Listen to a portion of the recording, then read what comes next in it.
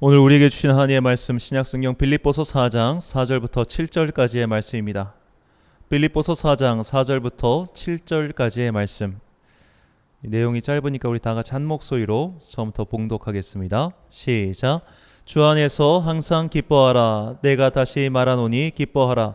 너희 관용을 모든 사람에게 알게 하라. 주께서 가까우시니라. 아무것도 염려하지 말고 다만 모든 일에 기도와 간구로 너희 구할 것을 감사함으로 하나님께 아뢰라.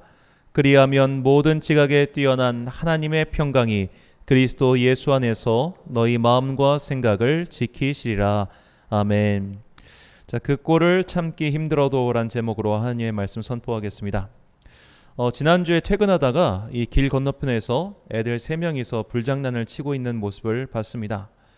그냥 흔한 불장난인가 싶어서 봤는데 이 불길이 점점 타오르면서 얘네들이 더 이상 제어할 수준이 아니게 되었습니다. 그래서 제가 길을 건너가니까 얘네들이 도망을 가더라고요. 바로 119에 신고하니 이 5분도 되지 않아서 이 소방대원이 출동하셨습니다.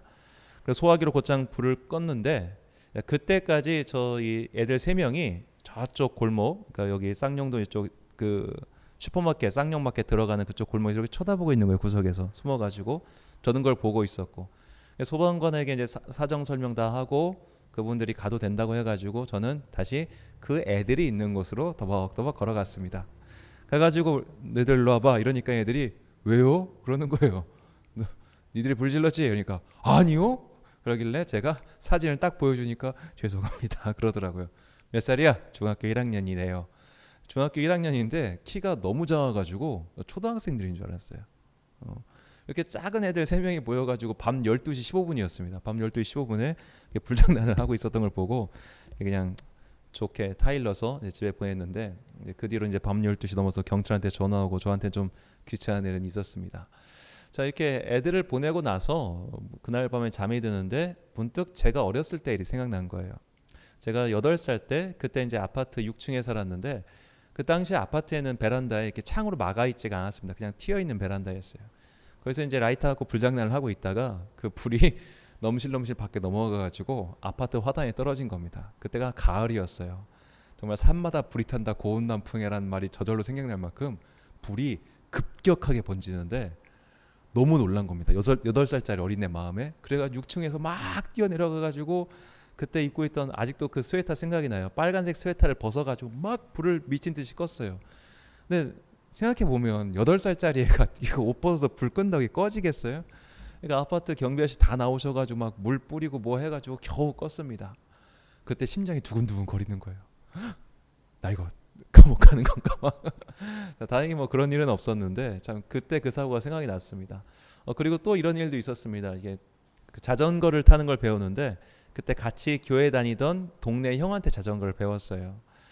그 자전거를 이렇게 배우다가 하다가 제가 실수로 그 당시에는 이제 슈퍼마켓 앞에 그 코카콜라라든지 환타라든지 그런 거 병으로 팔았어요. 유리병으로. 그래서 그걸 이렇게 쌓아놨습니다. 그걸 이제 나중에 빈병 팔면 돈이 되니까 쌓아놨는데 제가 그걸 들이박은 거예요. 그래가지고 그게 다 깨진 겁니다. 그래서 다치진 않았는데 이게 유리가 이렇게 깨졌으니까 그게 그 당시 한 병당 한 10원, 한 50원 이렇게 팔았을 거예요. 그걸 다 깼으니까 손해가 좀 났잖아요. 근데 그분도 봤을 때 어이가 없었겠죠. 그 초등학생 1학년 그리고 그 형은 5학년이었어요. 두 명이서 굽신굽신 그냥 죄송합니다 죄송합니다 하니까 그냥 보내주셨어요. 문득 이제 이 일을 겪으면서 이런 아프리카 속담이 생각났습니다. 한 명의 아이를 키우기 위해서는 하나의 마을이 필요하다.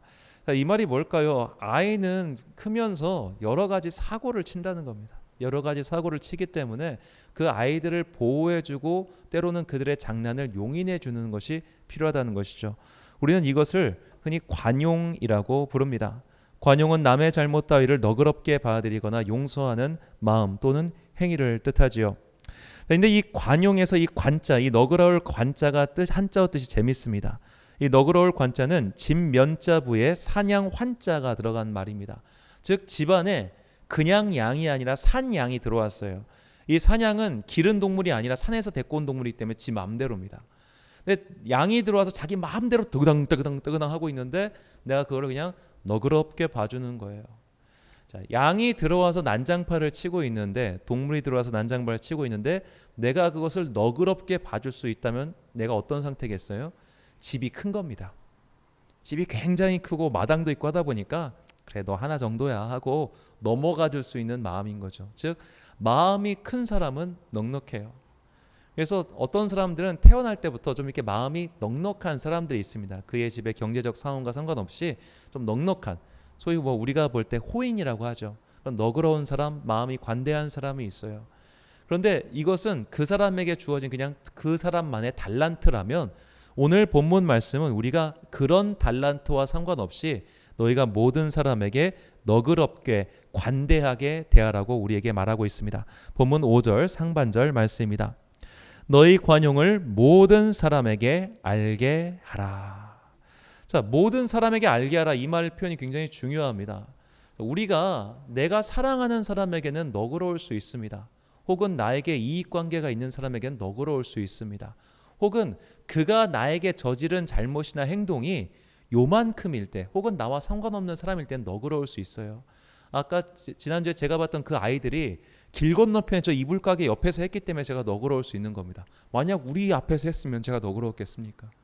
그 불이 내 차 옆에서 했으면은, 그래서 그 불이 내 차에 번질 수 있었다면 제가 너그러울 수 있었을까요? 아마 부모에게 전화를 했겠죠.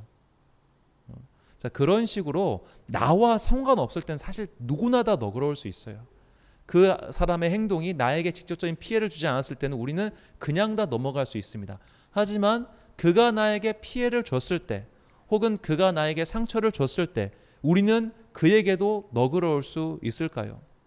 오늘 본문 말씀은 우리가 모든 사람에게 너그러우라고 말하고 있습니다. 모든 사람에게 관용을 베풀라고 이야기하죠. 즉 나에게 피해를 줬던 주지 않았던, 나와 상관이 있든 없든 우리는 모든 사람에게 너그럽게 관용을 베풀라고 오늘 본문은 이야기하고 있는 겁니다. 그렇다면 왜 우리가 그렇게 모든 사람에게 무골 호인인 마냥 너그럽게 대해줘야 하는 것일까요? 성경은 이 이유를 세 가지에 걸쳐 설명하고 있습니다. 첫 번째로 우리가 모든 사람에게 관용해야 하는 이유는 나에게 기쁨이 있기 때문입니다. 이 기쁨은 그리스도 예수를 통한 무조건적인 은혜의 기쁨을 가리키고 있죠. 본문 4절 말씀입니다. 주 안에서 항상 기뻐하라. 내가 다시 말하노니 기뻐하라. 아멘. 이 기뻐하다라는 헬라어 동사 카이로는 은혜를 뜻하는 헬라어 카라의 변형입니다. 즉 이 기쁨은 내가 주님께 받은 은혜가 있기 때문에 기뻐하라는 거예요. 네가 받은 은혜가 크고 많기 때문에 그것을 기뻐하고 그 기쁨으로 남에게 관용을 베풀라는 겁니다. 즉 내가 가진 것이 크기 때문에 그가 그런 일을 해도 그냥 너그럽게 넘어가 주라는 것이죠. 자, 이것을 비유하면 한번 이런 사건에 비유해보면 어떨까 싶었습니다. 예전에 몇 년 전에 신라호텔 정문에, 서울 신라호텔 정문에 한 택시기사분, 이분이 80대라고 제가 알고 있는데 이분이 들이박았어요. 그래서 약 4억 원 상당의 피해가 나왔습니다. 이 택시기사분은 4억 원을 낼 수 있는 돈이 없었습니다. 그러니까 이 신라호텔 이부진 사장이 그냥 가라 한 거예요. 그냥 가라. 자, 뭐 전설 같은 이야기지만 어떤 분이 이제 길을 가다가 벤츠와 접촉사고가 났는데 딱 보니까 차도 너무 후졌고 운전자분도 너무 횡해가지고 이 벤츠 운전자분께서 그랬다는 거예요. 그러니까 어차피 이 사람은 갚을 돈이 없어요. 그리고 나는 이 정도쯤은 내 돈으로 처리할 수 있어요. 그러니까 너그럽게 봐주는 거죠. 자, 우리가 주님께 받은 기쁨으로 남을 너그럽게 대한다는 것이 때로는 이런 것과 굉장히 비슷한 겁니다. 내가 많이 받았어요. 내가 훨씬 큰 은혜를 받았어요. 그렇기 때문에 남을 너그럽게 봐주고 용서하는 겁니다. 이 이야기가 마태복음 18장에 나오는 1만 달란트 빚진 자의 이야기에서 예수님이 설명하고 계시죠. 내가 1만 달란트 갚을 수 없는 정말 엄청난 돈을 탕감을 받았어요. 그렇게 탕감을 받고 은혜를 받았으면 기뻐해야 되는데 정작 오늘 나에게 빚진 100다니엘이온 빚진 자를 용납하지 못해가지고 결국 그가 벌을 받는 이야기가 마태복음 18장에 나오죠. 18장 32절과 33절 말씀입니다. 이에 주인이 그를 불러다가 말하되 악한 종아, 내가 빌기에 내가 내 빚을 전부 탕감하여 주었거늘 내가 너를 불쌍히 여김같이 너도 내 동료를 불쌍히 여김이 마땅하지 아니하냐. 아멘. 자, 우리가 예수 그리스도의 십자가 은혜로 대속받았다는 것, 그 값없는 은혜로 구원받았다고 하는 것은 우리가 날마다 되새겨야 할 우리의 믿음의 고백입니다.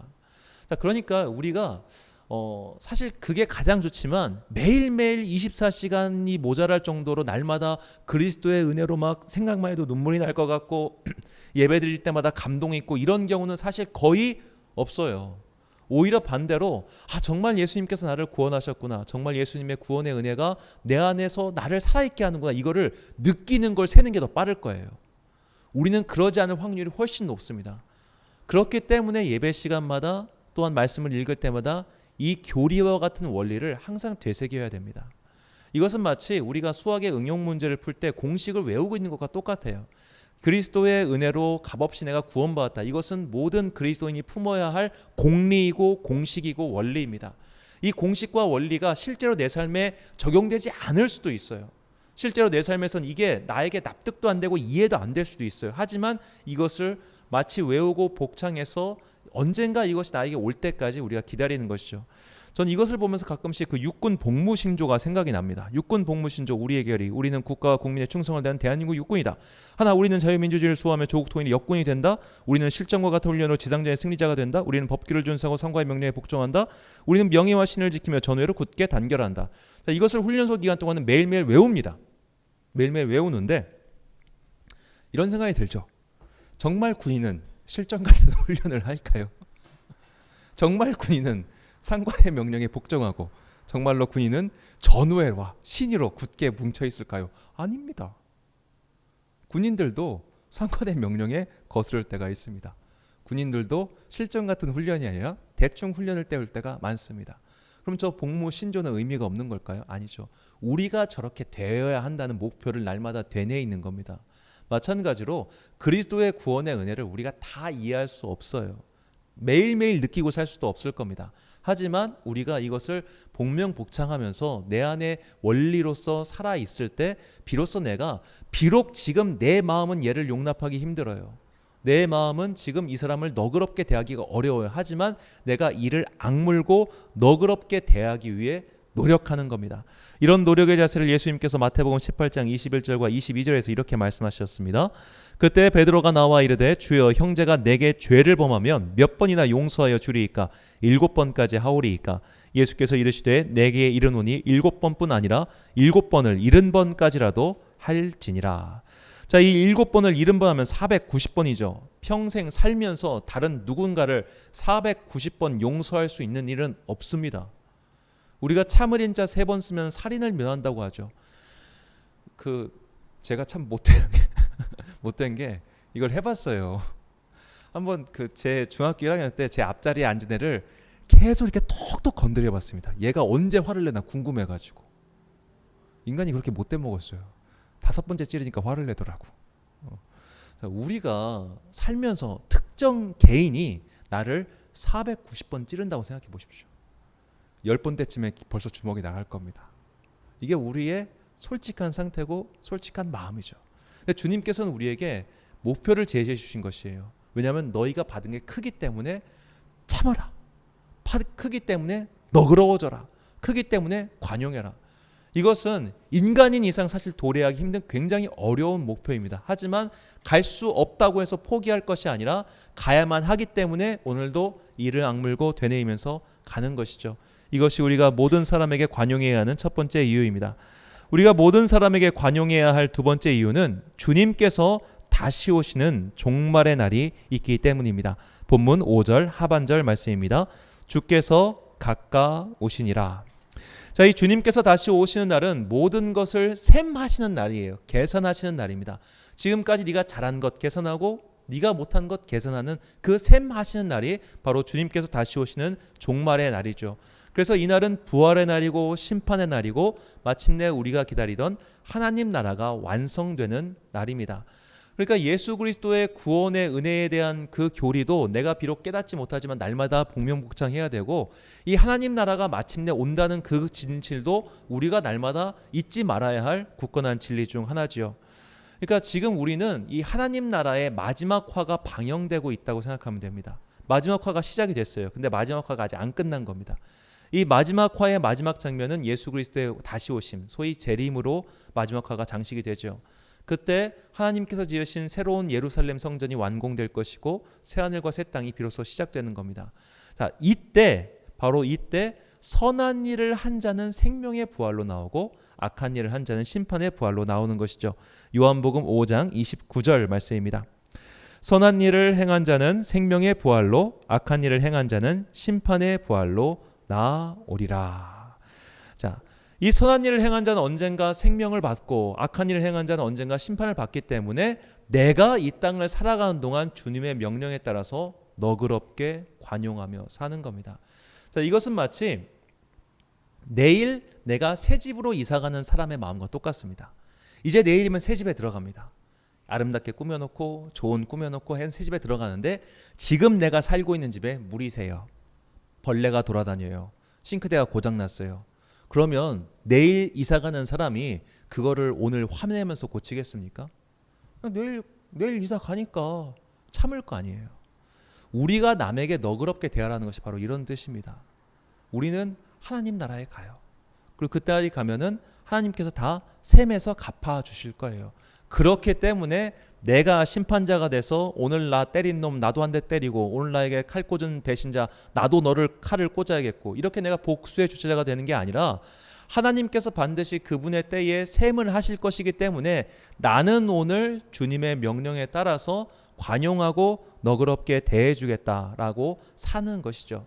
이런 생명의 부활과 심판의 부활에 대한 가장 명확한 이야기가 누가복음에 나옵니다. 누가복음에 나오는 거지 나사로와 부자의 이야기죠. 누가복음 16장 19절부터 21절 말씀입니다. 한 부자가 있어 자색 옷과 고운 베옷을 입고 날마다 호화롭게 즐기더라. 그런데 나사로라 이름하는 한 거지가 헌데투성이로 그의 대문 앞에 버려진 채 그 부자의 상에서 떨어지는 것으로 배불리려 하매 심지어 개들이 와서 그 헌데를 핥더라. 자, 이 부자에게는 나사로를 살려줄 수 있는 넉넉한 재물이 있었어요. 근데 이 본문 이야기 잘 보면 거지 나사로가 그 부자의 상에서 떨어지는 것을 먹으려고 했는데 먹었다는 말이 없어요. 즉 그는 먹지 못했을 가능성이 굉장히 높습니다. 자, 해줄 수 있었어요. 내가 예를 들어 그러니까 우리가 너그럽지 못할 때가 있습니다. 왜냐하면 이제 어느 때 내가 얘한테 이걸 주는 순간 내가 삶이 확 위태로워질 때 이때는 예를 들어 어쩔 수 없겠죠. 뭐 예를 들어 뭐 구명조끼가 하나밖에 없어요. 근데 그 구명조끼를 내가 관용을 베풀어서 그 내가 쓰시오 이럴 수는 없을 거 아닙니까? 당장 내 아들부터 구해야겠죠. 자, 그런 식의 급박한 상황이 아니란 말이에요. 부자 나사로에게는 날마다 호화롭게 즐길 수 있는 그런 넘칠 재산이 있었어요. 지금 부자 나사로가 아니라 부자에게는 저 거지 나사로의 인생을 그냥 바꿔줄 수 있을 만큼의 넉넉한 돈이 그에게 있었어요. 그런데도 그는 개들이 와서 그의 헌대를 핥은 것을 그냥 방치했어요. 그렇기 때문에 그가 심판을 받은 겁니다. 우리가 이 이야기를 자칫 잘못하면 부자는 심판받고 거지는 구원받는다 이런 식으로 무슨 공산주의자처럼 해석할 수 있는데 그 이야기가 아닙니다. 지금 당장 내가 베풀 수 있는 여력이 있고 베풀 수 있는 능력이 있음에도 불구하고 너그럽지 않은 사람, 예를 들어 아까 택시기사가 이렇게 4억 원 상당의 재물 손괴를 벌였는데 그 몇 조의 돈을 갖고 있는 사람이 그거 봐줄 수 있잖아요. 안 봐주면 우리가 욕을 먹겠죠. 아마 그 사람도 기업 이미지 때문에 그랬을 수도 있습니다. 자, 그것과 똑같은 겁니다. 할 수 있는데 안 한 거, 너그러울 수 있는데 너그럽지 않은 거, 이것은 주님께서 우리에게 분명히 셈해 주신다는 것이죠. 자, 마지막 세 번째로 우리가 모든 사람에게 관용해야 될 이유는 우리가 그리스도를 모시는 성전이기 때문입니다. 본문 7절 말씀입니다. 그리하면 모든 지각에 뛰어난 하나님의 평강이 그리스도 예수 안에서 너희 마음과 생각을 지키시리라. 자, 여기서 이 모든 지각에 뛰어난 이 말을 보겠는데요. 이 뛰어나다는 말은 휘페렉소인데 이는 다스리다는 뜻이고 지각이라는 말 헬라어 누스는 이성 그리고 정신 구조를 뜻합니다. 자, 이것을 합쳐서 번역하면 모든 이성을 다스리는 하나님이라는 말이 됩니다. 이것은 하나님께서 우리의 생각, 우리의 마음을 다스리고 계시다는 뜻이죠. 이 말은 사도 바울의 말에서 이 고린도전서 3장 16절과 17절 말씀을 합하여 생각할 때 비로소 이해할 수 있습니다. 고린도서 3장 16절 17절 말씀, 너희는 너희가 하나님의 성전인 것과 하나님의 성령이 너희 안에 계시는 것을 알지 못하느냐? 누구든지 하나님의 성전을 더럽히면 하나님이 그 사람을 멸하시리라. 하나님의 성전은 거룩하니 너희도 그러하니라. 아멘. 자, 이런 것을 이렇게 이해해 보겠습니다. 나라고 하는 존재의 집이 있어요. 나라고 하는 존재의 집이 있는데 그 집을 주인이 바로 하나님인 겁니다. 그렇다면 그 집에서 살고 있는 나는 누구의 명령을 따라야 돼? 집주인 명령을 따라야죠. 내가 집주인 명령을 따라 살아가야 되는데 내가 집주인 명령을 따르지 않는 거죠. 즉 하나님께서 우리의 정신구조를 다스리다는 말은 나를 지금 조종하고 있다는 말이 아닙니다. 그 집주인께서 집주인의 원칙이 있는 거예요. 우리 집에는 이게 원칙이야. 가장이 세운 원칙이 있다는 거예요. 근데 구성원인 내가 그 원칙을 지키지 않아요. 난 내 맘대로 살 건데 뭐. 그럼 집주인이 어떻게 하겠습니까? 아까 고린도 17장 말씀처럼 그를 멸하시리라. 집주인이 너 나가 임마 그렇게 살 거면. 이렇게 얘기한다는 거죠. 그러므로 오늘 하나님께서 나를 다스리고 계시기 때문에, 즉 나의 존재의 주인, 내 집주인이 하나님이시기 때문에 그분께서 명령하신 것, 그분이 원하시는 것, 남을 너그럽게 대하고 관용하는 것을 내가 실천해야 된다는 것이죠.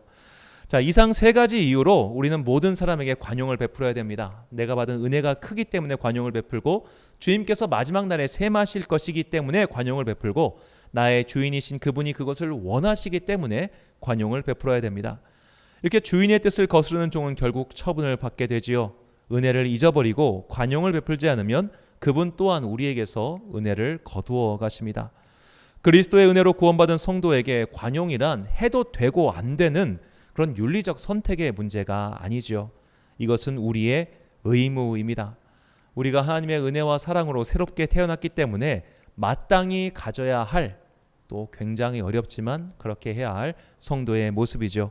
야고보서 3장 17절과 18절 말씀 우리가 잠목소리를 읽겠습니다. 시작. 오직 위로부터 난 지혜는 첫째 성결하고 다음에 화평하고 관용하고 양순하며 긍휼과 선한 열매가 가득하고 편견과 거짓이 없나니 화평하게 하는 자들은 화평으로 심어 의의 열매를 거두느니라. 아멘.